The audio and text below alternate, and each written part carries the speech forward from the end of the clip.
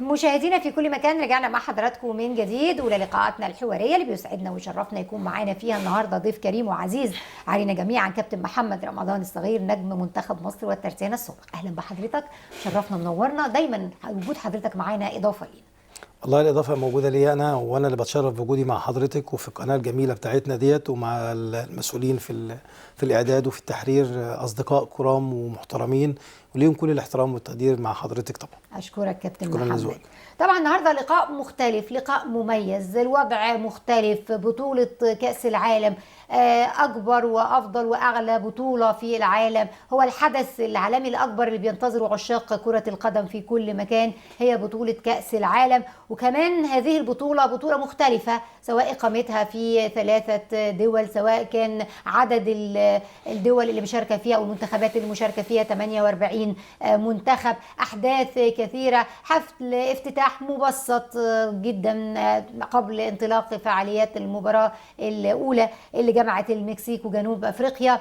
يعني أحداث كتير جدا عشناها خلال الساعات الأخيرة. كيف ترى هذه نقول يعني بسميها هذه الظاهرة الاجتماعية والثقافية، لأنها ليست بطولة في كرة القدم ولكن لها معاني كثيرة وتحمل أشياء كثيرة داخلها؟ هو بيقولوا عليها تكاتف ثقافات مختلفة. نعم. لعدد كبير من الدول، بدأ العدد يبقى من 16 دولة ل 24 دولة ل 32 دولة، بقوا 48 دولة. واخده بال حضرتك، انت عندك تلت العالم دلوقتي تقريبا، او اظن تلت العالم من 196 دولة، يعني ربع العالم بيلعبوا في 3 دول. البطولة هي زي ما حضرتك قلتي الأقوى والأجمل، ولكن أنا أقول الأهم كمان. صحيح. بطولة تعد من البطولات الأولى أو يمكن الوحيدة اللي بيقاس بيها الترتيب العالمي بالنسبة للفرق، واللي بيحقق فوز بتبقى بالنسبة له فوز تاريخي، وبيتعمل ويتسطر في أساطير أو يتصدر في تاريخه إن كان سنة كذا في البطولة في الحتة الفلانية استطاع المنتخب الفلاني إن هو يفوز أول مباراة ليه. يعني في فرق كتيرة أول مرة تشارك، في فرق أول مرة إن شاء الله يكون ليها أول مكسب، وإن شاء الله يكون مصر من الدول ديت اللي يكون ليها أول مكسب وتاني مكسب في البطولة ديت. وإن شاء الله نبقى رايحين بطموحات. صحيح. كمصريين رايحين بطموحات شعب كبير، رايحين بطموحات رياده وقياده. احنا الاول على افريقيا في بطولات الشامبيونز ليج والامم الافريقيه، فلسنا اقل من احد، بل طبعا نزيد ونتفوق على الاخرين. صحيح. في القاره الافريقيه والقاره الاسيويه، ان احنا لينا الرياده، لينا بطولات كتيره جدا، ولكن في الاولمبيات، ولكن نتمنى انها تتحقق الاولمبيات نفس تحقق كاس العالم زي الاولمبياد بالظبط. نعم. اكثر الهدافين عندنا من مصر في الاولمبياد، انا اتمنى ان يكون اكثر الهدافين من عندنا في كاس العالم. عندنا وصلنا لمراكز كبيره، وصلنا لمراكز مهمه، حصدنا ميداليات ذهبيه كتير في الاولمبياد، ولكن في كاس العالم انتصاراتنا قليله او معدومه. مبارياتنا لا تتسم بالقوة أو بالشراسة اللي احنا المفروض نبقى فيها، ولكن نتمنى من الله سبحانه وتعالى في البطولة الأهم، في البطولة الأفضل، في البطولة الأجمل، في التجمع الكبير ده. الثقافات كلها لازم يعرفوا إن في مصر، زي ما مصر فيها محمد صلاح بس، لا فيها منتخب كبير طبعا. فيها دولة قوية طبعا، مش هنخبي والناس كلها عارفة قوة مصر كدولة في الشرق الأوسط، وهي المتحكمة صحيح. في أفريقيا وفي آسيا، وهي رائدة في عمليات السلام وعمليات الحرب والسلام، وهي دايما كل أوروبا وكل العالم بيرجع لمصر في المنطقة ديت. بناخد من ديت ونشيد الهمم ان احنا نكون كمان في الرياضة، نكون زي ما موجودين في السياسة يبقى موجودين في الرياضة، زي ما نكون موجودين في انتاجنا الحربي، موجودين في زراعتنا، في صناعاتنا، يبقى موجودين في الرياضة برضه. احنا دولة كبيرة، ونتمنى ان شاء الله باذن الله من رجالتنا اللي دايما بيتحطوا في مواقف صعبه، دايما بتبان الرجوله بتاعتنا، بتبان حماسنا، بتبان مصريتنا. كابتن حسام حسن مش غريب علينا. صحيح. ولكن هو بيتعامل بالموجود عنده، اللي هو الروح القتاليه اللي عنده. صحيح. بياخدها كانها مساله دفاع عن الكرامه او النفس، ولكن احنا كلاعيبه كوره بنبقى فن، ولكن احنا عايزين ندخل الفن مع الجديه. صحيح. صحيح. طلع افضل ما عندك، عندك عشان خاطر بقلبك دايما اللعيب اللي عنده قلب افضل من اللعيب اللي عنده مهاره. نعم. في الاجتهاد وفي الشغل. بطوله طبعا كبيره جدا، متوزعه على 3 دول.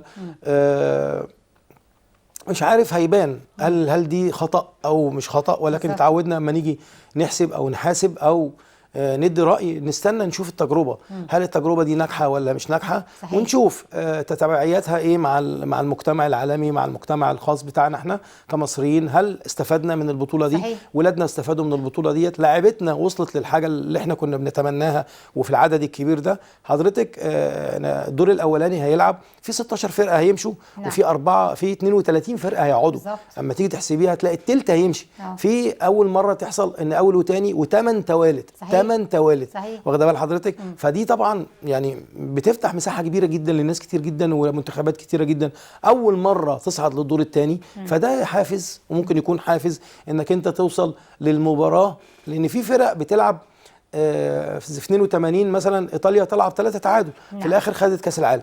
ولكن نتمنى ان احنا ما نطلعش ب3 تعادل بس، لا احنا نطلع بفوز و2 تعادل، او فوزين وتعادل مع كده مع بلجيكا، لان احنا حاسين نفسنا افضل. النتائج خدمانا، مش هتكلم على اداء، لان دايما لما نيجي نقيس هنقيس بايه؟ النتائج كام، عندك كام هدف، دخل فيك كام هدف، حصلت على كام بونت، انت ترتيبك كام. كل ما تطلع اول او تاني هتلاعب اول او تالت، هتلاعب تاني او تالت. ولكن لو طلعت تالت للاسف هتخبط في اولاني. فطبعا انت يبقى انت رايح لهدف معين، ان انا اطلع الدور الثاني بس. لا، احنا عندنا فرقه كويسه جدا، عندنا لعيبه محترمين جدا.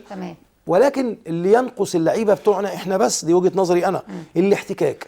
يعني ما تلاقي محمد عبد المنعم هو ستوبر مصر او مساك مصر بيلعب، وماركوس الناحيه الثانيه بتاع البرازيل بيلعبوا، ده بيلعب في باريس سان جيرمان، وده بيلعب في فرقته في فرنسا، ده بيلعب في فرنسا وده بيلعب في فرنسا. ده بطل العالم وثمنه قد كده. بص ثمنه قد ايه؟ فوق ال 80 مليون. محمد فوق ال 3 مليون او ال 4 مليون. لا بيلعب مع مين وده بيلعب مع مين؟ ده اما بيلعب في اوروبا بيلعب مع ريال مدريد وبيلعب مع برشلونه وبياخد كاس اوروبا، بيلعب على نهائي كاس عالم للانديه. الاحتكاك هو المهم. يعني نتمنى ان لما نيجي اي مدرب يمسك فرقه منتخب مصر ما يلعبش الفرق القليله عشان يكسب ويبقى قاعد وضامن وظيفته، لا، يلعب ويتغلب وبعد كده يلعب تاني، يتعادل، يلعب تالت ويكسب، رابع ويكسب بعدد اهداف اكبر. احنا لو بصينا عدد مبارياتنا مع البرازيل، اتغلبنا قبل كده 5، اتغلبنا 3، اتغلبنا 2، النهارده بنتغلب 2-1 ان شاء الله باذن الله بعد البطوله. لو في ماتش تاني مع البرازيل لا خلاص ونكسب زي فرق كتيره قوي كانت بتلعب معانا احنا وكانت قليله، لا دلوقتي بقت تكسبنا. ليه؟ خلاص الرهبه زالت، خلاص كل حاجه زي ما حضرتك تفضلتي وقلتي. نتمنى ان شاء الله باذن الله يبقى الاحتكاك بتاعنا قوي. احنا مش اقل من اي حد، ولكن لا نقلل انفسنا في عيوننا احنا، لا احنا دايما كويسين، احنا احسن من ناس كتير. لا احنا اللي قدامي ده دايما نقول للعيبه ده زيك ليه رجلين وايدين، مش بيلعب، مش ليه 4 ايدين ولا ليه 5 رجول ولا لا، هو زي ما انت ما بتلعب هو انت بتلعب، ولكن اعداده وزمايله. الشغل الفني برضو مش هنتكلم فيه، ولكن النتائج هي اللي بتحسم، والنتائج هي اللي بتحسب، وهي اللي بيتحاسب بيها المدير الفني. وان شاء الله باذن الله التوفيق لينا باذن الله، وان شاء الله باذن الله. يعني معانا طبعا بعض اللقطات اهو لمعسكر منتخبنا في الولايات المتحدة قبل لقائه الهام والمرتقب يوم الاثنين القادم الساعة 10 مساء أمام المنتخب الأقوى في المجموعة منتخب بلجيكا. كل أمنياتنا طيبة لمنتخبنا بالتوفيق بإذن الله في هذا اللقاء. بالتأكيد كابتن محمد حضرتك شفت أكتر من نسخة لكأس العالم، يعني حضرت من اول 82. طيب. بدات استوعب 82. تمام. برايك ما هي اكثر هذه النسخ من حيث المتعه الفنيه والاثاره اللي انت فاكرها وتشعر ان هي كانت لا انا هقول لحضرتك على حاجه. المنتخبات اللي هي كان عندي 12 سنه كنت انزل بالكوره اقول الاسامي كلها، ال 24 فرقه، ال 24 فرقه شوفي كلهم واخده بال حضرتك. بس ولكن افضل نسخه واروع نسخه وافضل كان تنظيم النسخه بتاعت قطر 2022. انا انطلاق كاس العالم عجباني جدا جدا جدا. دوله صغيره الحجم، صغيره الموارد، ولكن كبيره في التنظيم. انا راجل عربي واخده بال حضرتك، دايما انتمائي للعرب. نعم. دايما انتمائي للدول العربيه. نعم. اما بلدي تعمل حاجه لازم افخر بيها وافتخر بيها. صحيح. ولكن كعربيتي او كالعروبه عندي مثلا انا بتشرف ان بلد عربيه قادر تعمل بطولة زي دي، عدد 32 دولة في مساحة صغيرة زي صحيح. دولة قطر بتعمل نسخة ولا في الخيال. واخده بال حضرتك؟ ملاعب بتتكيف. الدولة صحيح. دولة الطقس بتاعها حار جاف، حار جاف. فانت لما تيجي تشغل تكييفات هتبقى تأثر على اللعيبة بالسلب. هيبقى انت بتشتغل على الجهاز التنفسي في حاجات كيميائية بتشتغل، لا انت بتشتغل بحاجات كل ده التوازن دوت بين الصورة الجميلة قوي.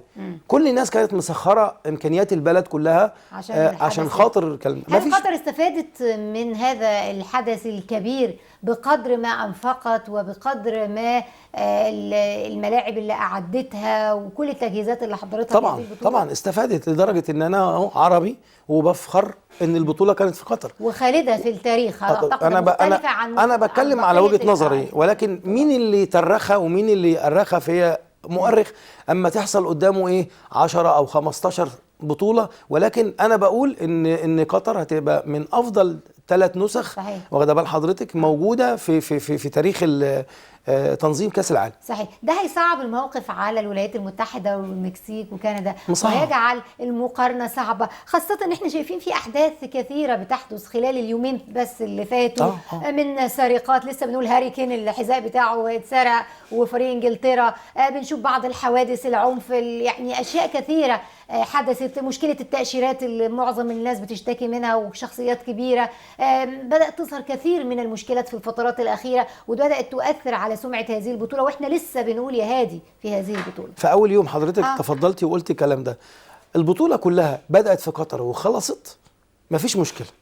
كانت المشكلة دايما أما يكون في حد بيعمل علم أو شارة أو حاجة بعيد عن الروح الرياضية، فتلاقي حد رايح له بيستأذنه بعد إذنك في كذا وكذا، أو لو كانت الشرطة اللي موجودة أو المسؤولة عن الحاجة دي اللي موجودة في الاستاد بتاخده بالراحة وتمشي. صحيح. محدش بيسمع عن الكلام ده. ولكن دايما بلاد الأمان هي البلاد العربية. صحيح. دايما بلاد الأمان بلاد العربية. مفيش بطولة حصلت فيها سرقة على ما أذكر ولكن لو انا غلطان ممكن حد يقول لي لا، يبعت ويقول ان انا لا في حصلت سنة كذا في البطولة في مصر او في اي دولة غير مصر حصل فيها سرقة لا ده الحاجة عندنا احنا بنلاقيها بنروح نرجعها. يعني بنلاقي فلوس بنروح نرجعها، بنلاقي مجوهرات بنروح نرجعها، بنلاقي ذهب بنروح لا، الأمانة دي موجودة في عند حضرتك. يعني ايه؟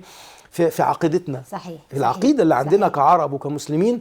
لا، أدوا الأمانة إذا أتمنتوا، يعني واخده بال حضرتك. فإذا أنت أدوا الأمانات، إحنا عندنا أمانة لا لازم نرجعها، واخده بال حضرتك. حتى لو مكتوبة أو مش مكتوبة، طالما الحاجة عليا اعترفت فبرجعها. حتى لو الحاجة أنا لقيتها موجودة. النهارده حضرتك بتقولي في سرقة، في ناس مش داخلة. من إمتى الرياضة تخش في السياسة ولا السياسة تخش في الرياضة؟ ده الكلام دوت ملوش دعوة. هي الدول اللي موجودة رياضيا يتحكم فيها الاتحاد الدولي لكرة القدم. صحيح. هو رئيس الجمهورية بتاعتها، واخده بالك حضرتك. او رئيس المنتدى بتاع الدول ديت هو اللي بيقول مين يخش ومين اللي ما يخشش.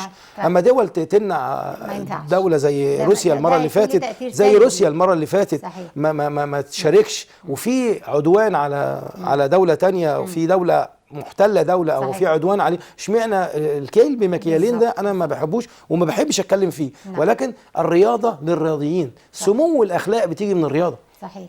دايما يقول لك ايه، عندنا احاديث دايما والصحابه كانوا يقول لك الجسم السليم في العقل السليم. صحيح. وبعدين علموا اولادكم الرياضه، علموا اولادكم السباحه والرمايه وركوب الخيل. يعني في عندنا ديننا بيسمح لنا ان احنا نمارس الرياضه. ولكن الرياضه تخش ان ده يخش وده ما يخشش، دي مش بتاعت حضرتك. تبقى مشكله. صحيح. 48 منتخب، يعني مدارس كرويه متعدده في هذا المونديال وفي هذه البطوله الاكبر على مستوى العالم. برايك المدرسه اللي هتسيطر على المونديال هذا العام اكثر المدارس الكرويه؟ هقول لحضرتك على حاجه، دايما بيجي في النهائي في الاخر لا اما دولتين، واحده امريكا جنوبيه وواحده اوروبا لا اما الاثنين بيبقوا من اوروبا. لو هنيجي من تمام استاذن بس حضرتك هنرجع اتفضل. للنقطه دي بالتحديد، لكن احنا بنتابع مع حضراتكم مشاهدينا الكرام فعاليات افتتاح البطوله الافريقيه للسامبو بحضور سياده الوزير كابتن جوهر نبيل. نتابع.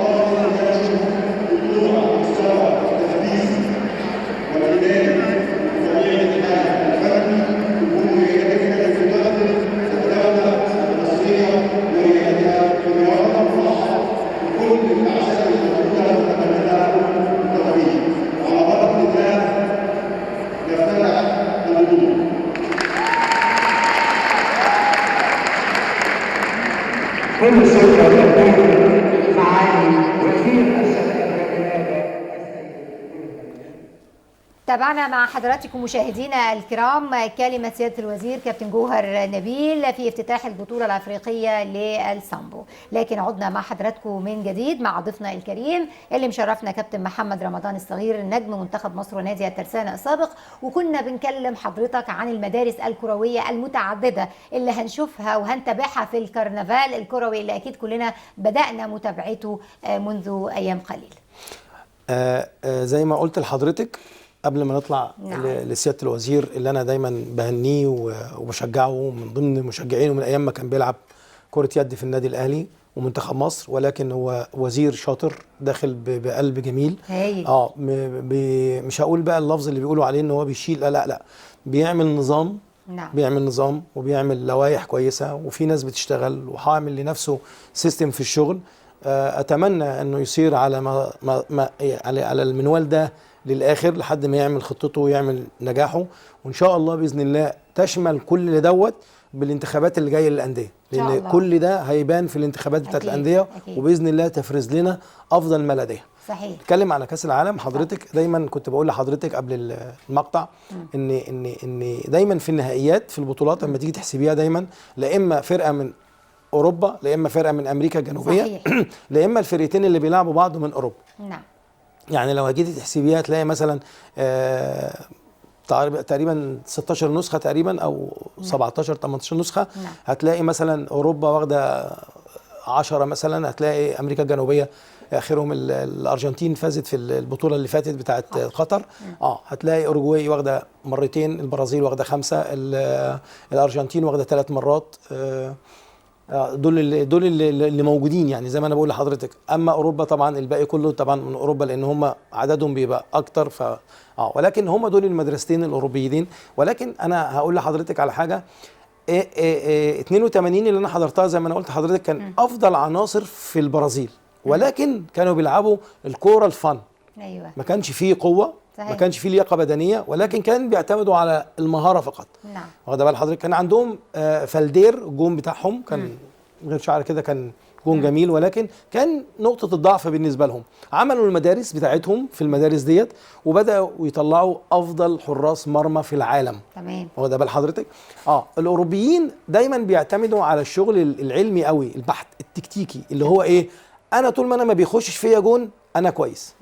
طلع جوارديولا واخده بال حضرتك وجاي مسك برشلونه وبعد كده البايرن وبعد كده مانشستر سيتي، بدا يعمل الكوره الشامله بتاعت زمان بتاعت هولندا، ولكن بالاسلوب اللي هو بيقولوا عليه تيكا تاكا بتاعه هو، ان انا العب الكوره في الرجل. اما الاسلوب القديم بتاع انجلترا وان انا العب الكره العاليه والحاجات دي كلها لا صحيح. بطلت لحد ما وصلنا النهارده في النسخه 48 ان ما تعرفيش مين اجمد من مين. ايوه واخده بال حضرتك؟ ليه؟ كله بيعتمد على المهاره في بعض اللاعبين، تمام. كله بيعتمد في القوه والسرعه لبعض اللاعبين وبعض الاماكن. يبقى انت بتعمل ايه؟ تشتغل بقى بالطريقه السويسريه اللي هي ايه؟ الساعه بتاعتك اللي انت بتعمل بيها ايه؟ في ساعه مثلا ايه؟ محرك صغير، في محرك كبير، في حاجه صغيره. الساعه اما بتبقى فيها كذا حاجه، صمويلها مش زي بعضها، مش قد بعضها، في واحد سريع قوي، في واحد بطيء قوي، في واحد قوي جدا، في واحد سريع بس، في واحد مهاري. عشان كده تلاقي حتى الفرقه اللي فيها المهارات كبيره قوي زي الارجنتين، زي البرازيل، هتلاقي المهاره فيهم قلت. صحيح. مفيش بيليه، مفيش زيكو، مفيش رونالدينيو، مفيش ريفالدو، مفيش رونالدو الظاهره، مفيش باك حريف وقوي زي روبرتو كارلوس. واخده بال حضرتك؟ هتلاقي حتى المنتخب البرازيلي اللي احنا لعبناه لا مش ده المنتخب البرازيل اللي لعبنا في 2009. تمام. اللي كان فيه كاكا، فيه روبينيو، في لعيبه كويسه جدا يعني. واخده بال حضرتك؟ اما نيجي للمدرسه الاوروبيه بدات تلعب باسلوب بيب جوارديولا، ان الكرة تبدأ من تحت. ازاي بقى نتعلم بقى ايه؟ وده اللي انا بقوله دايما في منتخب مصر، وقلته من اول ما كابتن حسام مسك. لازم أن يكون معاك معد بدني، لازم أن يكون معاك محلل اداء، ده مهم جدا. لازم أن يكون انت لما بتيجي تشتغل بتشتغل على استبيان. يعني ايه استبيان؟ استبيان ده يعني جمع معلومات. صحيح. عفوا انا اسف. بكلم مع حضرتك على ان الاستبيان ده والمعلومات ديت الدول دلوقتي عملت اجهزه. صحيح. وسمتها اجهزه كبيره قوي ليها اسم يخض، بحيث عشان نعمل معلومات عن الدول اللي احنا هنلاعبها والدول اللي احنا هنلاعبها وهنخوضها. طب والمساحه اللي هنلعب فيها، الملعب شكله ايه، درجه الحراره هعمل ايه. اما انا اروح ما لازم أن يكون عندي ظهير اللي هو بيقولوا ايه، خلفيه عن الايه، عن اللي انا اعمله. اقوى الفرق هتلاقيها دايما في النهائي خالص. ممكن تلاقي اسبانيا، ممكن تلاقي فرنسا. هل توقع كابتن محمد للفاينل او المربع الذهبي في هذه البطوله؟ لك رؤيه فنيه تتوقعها ممكن مش باللي انا هقوله لك ده اكمل عليه وشكرا لسؤال حضرتك عليه. كلام جميل. ان هو ايه، هتلاقي في الاخر خالص الاربعه اللي موجودين. ايوه. ممكن تلاقي اسبانيا. تمام. ممكن تلاقي فرنسا. واخده بالك؟ قبل النهائي يتحدد لو انجلترا لعبت البرازيل يبان فرقتين اقوياء جدا. خلي بالك منتخب انجلترا منتخب رهيب. نعم. غير منتخب انجلترا اللي قبل كده، والمنتخب البرازيل اللي موجود غير المنتخب البرازيل اللي قبل كده. طبعا اقل. لكن انجلترا اعلى طبعا اعلى. اسبانيا لا تضاهيها فرقه دلوقتي، لان فرقه بقالها 8 سنين مع بعضهم، ايام ما كان لويس انريكي ماسكهم وخدوا تاني كاس اوروبا. وهم كانوا موجودين بالاولاد لما كان فيهم لعيبه 15 و17 سنه. النهارده اللعيبه دي بتلعب بقالها 5 سنين و6 سنين و7 سنين. لا يتجاوز العمر عندهم 26 27 سنه. هتلاقي مثلا فرنسا، لا فرنسا فرقه من مرشحه تلعب نهائي بقوه. يبقى هتلاقي مثلا البرازيل موجوده، يبقى البرازيل ارجنتين. صحيح. هتلاقي ايه، ممكن لو الارجنتين لعبت في طريقها البرتغال. أيوة. يبقى في مشكله كبيره جدا. أيوة. للبرتغال للارجنتين. ميسي مش هو ميسي بتاع قطر، لا خلاص. لكن رونالدو هو رونالدو لسه. مش بتكلمش على رونالدو بس. أيوة. انا بتكلم على منتخب البرتغال. والناس متعاطفه انا من عشاقه. انا من عشاقه مع البرتغال علشان رونالدو. هقول لحضرتك على حاجه، لو جينا نتكلم على رونالدو كظاهره فنيه، كلاعب موهوب او لعيب مهاري، لا خدي كريستيانو رونالدو لعيب معمول. وبعدين مش عامله مدرب، ده هو اللي عمل نفسه بنفسه. صنع نفسه بنفسه. صنع نفسه بنفسه. الراجل عصامي زي ما بيقولوا بالظبط البهوات بتوع زمان. ولكن الراجل درس نفسه صح. عمل علم جديد في التغذيه، ان 7% الشحوم بتبقى على جسم البني ادم. الرياضي مش الطبيعي. طبيعي 10%، الرياضي 7%، والصلاه هو 3%. لازم يجي لك اغماء، لازم تقع. توصل لكده ازاي؟ ده علماء التغذيه هم اللي بقى بيقعدوا معاه عشان هو شغال على نفسه. ما كانش وصل لهذه المرحله العمريه وهو متالق 41 سنه. طب انا هقول لحضرتك حاجه، لعيب منتخب مصر النهارده المدرب بتاعنا لعب وهو عنده 42 سنه وجاب جون. كابتن حسام حسن في الكونغو. في الكونغو في سنه 2006. صحيح. واخده بال حضرتك؟ يعني عندنا واخد بالك؟ ولكن تختلف، انت لعيب حاجه ومدرب حاجه. صحيح. طيب دلوقتي احنا اقرب بطوله شاركنا فيها روسيا كانت 2018. أيوة. طيب لازم علشان نعرف يعني نتفوق في هذه البطوله لازم اسال حضرتك هذا السؤال: ايه كانت مشكلتنا في روسيا 2018 وليه خرجنا بلا رصيد من النقاط في هذه البطولة، وايه اللي لازم نعمله ونتغلب عليه علشان ما نظهرش بهذه الصورة في هذه النسخة الأحدث من المونديال؟ هقول لحضرتك سؤال مركب، اسمح لي ان هو سؤال مركب فيه اكتر من جزء. انا هاخدها واحدة واحدة. اتفضل. اولا الانضباط. انت عشان تبقى عندك فرقة كورة تحكمها صح بتحط لوائح. يا جماعه الخير، انا في اكل الساعه كذا، في تدريب الساعه كذا، في خروج الساعه كذا. تلاقيهم حضرتك لسه الصوره حضرتك تفضلتوا الانتاج المنتخب طالع مع بعض، راجع مع بعض. تمام. ده الانضباط. اولا في رئيس للبعثه واحد معروف هو مين، هو صاحب القرار. في مدير فني قوي شخصيته قويه، حتى لو مش شخصيته قويه ولا قوي، هو عنده عزه نفس وعنده الأنا عاليه. تمام. فعنده اهم حاجه انا وما تكسرليش كلمه. عنده اخوه برضه نفس الطبع، لان هو توأم بالنسبه له، قراراته اهم من اي حد. قراراته اهم من اخوه. انا اعمل اسوي كله يمشي زي الكلام ده كله. تمام. في 8 في 2018 احنا ولا كان في انضباط ولا كان في معسكر، واخده بال حضرتك؟ لا دي كانت هوجه وكانت رحله طالعين روسيا عشان نصور مجموعه الفنانين. كتير قوي ما تاهلناش لكاس العالم، فزي ما حضرتك قلت الحمد لله كانت احتفاليه. احنا ما خدناش انا احتفل ولكن الاحتفال بتاعي يبقى قد ايه؟ صحيح. انا ممكن احتفل النهارده نص ساعه خلاص واخش عشان عندي بعد كده. لا انا كانت رحله، كان معلش ما تزعليش مني، درجه ان محمد صلاح نفسه كان متضايق من كل من هب ودب يتصور معاه، كل اللي رايح واللي ده. في ناس في المنتخب كانوا اعضاء مجلس اداره كانوا بيصوروا محمد صلاح وياخدوا من ورا فلوس. نعم كان في مشكلات كثيره. الله ينور عليك. فده الانضباط، ده اول حاجه الانضباط. احنا عندنا النهارده انضباط، اتعلمنا من اخطائنا ففي انضباط. التركيز، تلاقي كابتن حسام دايما يقول لك ايه، نركز يا جماعه على ان احنا في نعمل، لا في طموح وبعدين في هدف انت رايح له عشان ايه؟ راح تلعب كاس العالم عشان ايه؟ لا انا رايح عشان اوصل لابعد حته في المنتخب، اوصل لابعد حته في كاس العالم. يعني احنا نطلع من الدور الاولاني ليه؟ نطلع من الدور الاولاني ليه؟ ونقعد نتكلم مع بعض. كنا الاول نقول ايه ده، احنا محتاجين جون يا عم عشان الكابتن مجدي عبد الغني دوشنا بالجون بتاعه. معلش مع اعتذار لكابتن مجدي، هو كابتني وحبيبي، هو كابتني وحبيبي وحقك عليا، ولكن انا بتكلم على ايه؟ ان احنا عندنا حد جاب جون في كاس. لا محمد صلاح جاب جون ايه؟ ايوه احمد فتحي جاب جون، في تاني جاب جون مش متذكره مين، ولكن لا عندنا النهارده بنقول ايه؟ لا احنا قاعدين محمد صلاح يعدي ايه؟ الجونين يجيب 5 صحيح 3 4 كمان. الناس متفائله في الشارع المصري، ايه مصدر هذا التفاؤل في هذه النسخه؟ المجموعه اللي احنا فيها، ثم عدد اللعيبه اللي عندنا اللي مبشرين بالخير. ايوه. يعني انا دايما اقول ان احنا عندنا قماشه، ولكن الترزي اللي عندنا يعني كنا نتمنى ان يكون عنده من العلم الكروي افضل من كده. يعني انا حسام انا عايزه، يعني دايما كنت بقول لكابتن حسام الجهاز الفني بتاعك ناقص. يعني ايه العلم الكروي؟ ماذا تعني؟ ما هقول لحضرتك على حاجه. النهارده الكوره علم. الكوره مش فهلوه وروح لا الكوره علم. يخش فيها الحماس، ويخش فيها اللعب الرجولي، ويخش فيها الحوض. ده جزء يا فندم، ده جزء. ولكن اما اجي اتكلم زي ما انا قلت لحضرتك في بدايه كلامي، انا عندي راجل بيجهز لي شغلي. تمام. واخد بال حضرتك؟ تمام. ايه الفرق بين الراجل الصنايعي الشاطر والصنايعي اللي مش شاطر؟ بيبان فين؟ اما تجهز له ده شغل وده شغل. الراجل حاجته موجوده قدامه، فهتلاقي ايه ايده ايه؟ خلاص شغل. اما اللي مش شاطر يقعد يبص على ده بيشتغل ازاي ويقعد ايه؟ بيبان. واخد بال حضرتك؟ لا انا اعمل جهازي صح، اشتغل صح. احنا شاطرين ولا مش شاطرين؟ تصنيفنا ايه يا كابتن؟ احنا شاطرين. طب الحمد لله. احنا شاطرين بايه يا فندم؟ بايه؟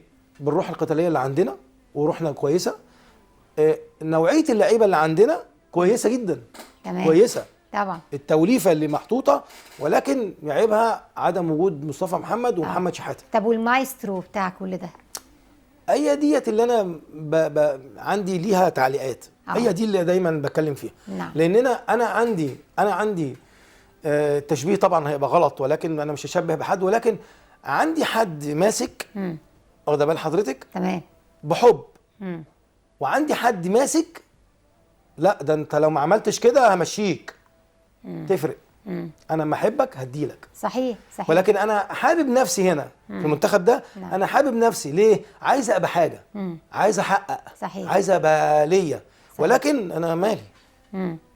لا مفيش حاجه كده. تمام. واخد بال حضرتك؟ تمام تمام. واتمنى ان انا يكون له الصوره وصلت طبعا. هي باينه يعني، كان فيها برضو الكلام مستتر، بس اعتقد انها واضحه للكثيرين اللي متابعين الموقف والمشهد الكروي الرياضي في هذا التوقيت. لعبنا اكثر من مباراه وديه في الفتره الاخيره، كان طبعا اقربهم مباراه البرازيل، مباراه روسيا، ظهرت عناصر جديده في هاتين المباراتين. هل كابتن حسام حسن هيخوض مباراة بلجيكا بأي فكر فني؟ هل أقرب لمباراة البرازيل ولا المباراة روسيا، ولا فكر جديد خالص وقصة وحدوتة تانية فنية خالص؟ هو ده كلام الصح. تاني حاجة قصة تانية خالص. أما بلاعب بلجيكا، واخد بال حضرتك، غير أما بلاعب أسبانيا، ده ماتش ودي. نعم. أنا لو بلاعب أسبانيا في كأس العالم هيختلف التشكيل والطريقة اختلاف تماما كلي. نعم. بمعنى إيه؟ نعم. إن أنا أبدأ ألعب ب5. تمام.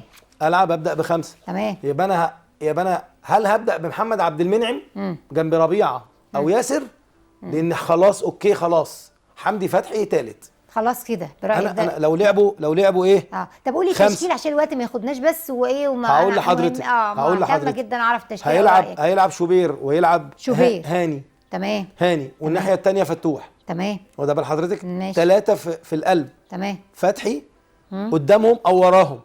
تمام. ماشي.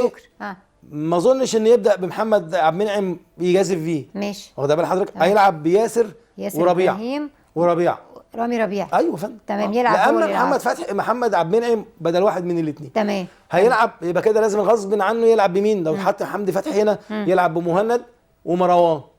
هيلعب بمهند ومروان وقدامهم امام. وامام هيلعب كمان. لازم يلعب لان ده الوحيد اللي هيقدر يلعب السيروهات لمين؟ تمام. لمرموش وصلاح. تمام. امام ومع قدام صلاح ومرموش. بس ادي ال11. ده برايك ده هيكون ده اللي هيلعب كده. وهنلعب ازاي بقى حضرتك؟ ايوه. زون ديفنس في 30 متر الاولاني اللي قدام ال18 بتاعنا. تمام. واخد بال حضرتك؟ نفس الشغل بتاع. نعم. اول ما الكره تتقطع يا رب تطلع صح. وده اللي انا بتكلم فيه. نعم. لازم نتمرن كتير قوي على البوزيشن بتاعك، المكان بتاعتك انت وانت بتستلم، ولازم تربط مع ناس. تربط ازاي؟ ان انا بلعب مع امام. نعم. ما ياخدش يا مرموش الكره لوحده ويقعد يجري. صحيح. بقى لنا 3 مباريات على كده يا فندم. تمام. فما ينفعش، لازم يبقى فيه ربط. صحيح. وشكرا لحضرتك. صحيح. والنتيجه ان شاء الله نكون رايحين في اتجاه. دايما هقول لحضرتك اهو انا دايما امنيات. نعم. امنيات. نعم. وليست توقعات. تمام. انا بحب بلدي تبقى احسن حد في الدنيا. كلنا. انا نفسي مصر تكسب 3-4. تمام. مش هنقدر نكسب 1، مش هنقدر نتعادل. صح كده. تمام. كابتن محمد رمضان الصغير، نجم منتخب مصر ونادي الترسانة السابق، شرفتنا نورتنا، ضيف عزيز دايما علينا، وان شاء الله نبارك لبعض كلنا. يا رب يا رب. لا كل شيء جاي يا فندم. انا مصري مع المصريين ومع مصر ومع المنتخب ومع كابتن حسام. طبعا. يا رب يوصل نهائي. يا رب مصر تاخد ان شاء الله. النصر لمصر في هذا اللقاء المرتقب لكلنا، اكيد هنتابعه يوم الاثنين القادم الساعه 10 مساء بتوقيت القاهره. بكده مشاهدينا ده لقائنا الحواري الاول، لكن لسه مكملين مع حضراتكم. هيشرفنا وهينورنا بعد قليل الكاتب الصحفي الاستاذ صلاح دندش، مدير تحرير مجله اخر ساعه، لكن استاذن حضراتكم فاصل قصير ومن بعده الكثير.